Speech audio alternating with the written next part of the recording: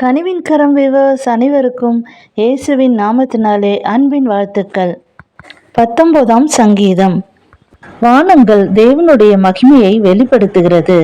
ஆகாய விரிவு அவருடைய கரங்களின் கிரியையை அறிவிக்கிறது. பகலுக்கு பகல் வார்த்தைகளை பொழிகிறது, இரவுக்கு இரவு அறிவை தெரிவிக்கிறது. அவைகளுக்கு பேச்சும் இல்லை, வார்த்தையும் இல்லை, அவைகளின் சத்தம் கேட்கப்படுவதும் இல்லை.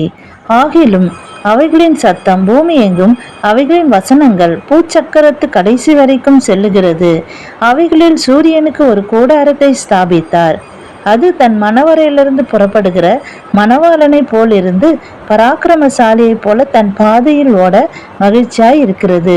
அது வானங்களில் ஒரு முனையிலிருந்து புறப்பட்டு அவைகளின் மறுமுனை வரைக்கும் சுற்றியோடுகிறது. அதன் காந்திக்கு மறைவானது ஒன்றுமில்லை.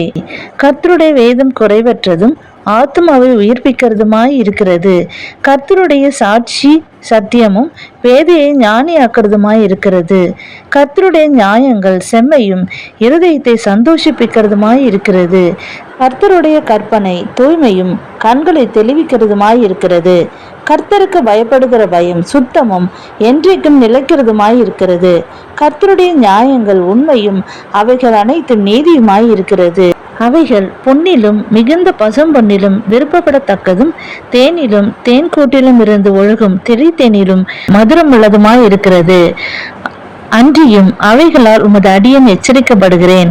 அவைகளை கைக்கொள்ளுகிறதுனால் மிகுந்த பலன் உண்டு. தன் பிழைகளை உணர்கிறவன் யார்? மறைவான குற்றங்களுக்கு என்னை நீங்களாக்கும். துணிகரமான பாவங்களுக்கு உமது அடியேனை விலக்கி காரும். அவைகள் என்னை ஆண்டு கொள்ள ஒட்டாதிரும்.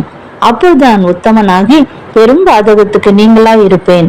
என் கண்மலையும் என் மீட்பெருமாகிய கர்த்தாவே, என் வாயின் வார்த்தைகளும் என் இருதயத்தின் தியானமும் உமது சமூகத்தில் பிரீத்தியாய் இருப்பதாக. இந்த சேனலை சப்போர்ட் பண்ணுங்க, லைக் பண்ணுங்க, சப்ஸ்கிரைப் பண்ணுங்க, மறக்காம பெல் பட்டனை கிளிக் பண்ணுங்க. தொடர்ந்து சேனலை பாருங்க. God bless you.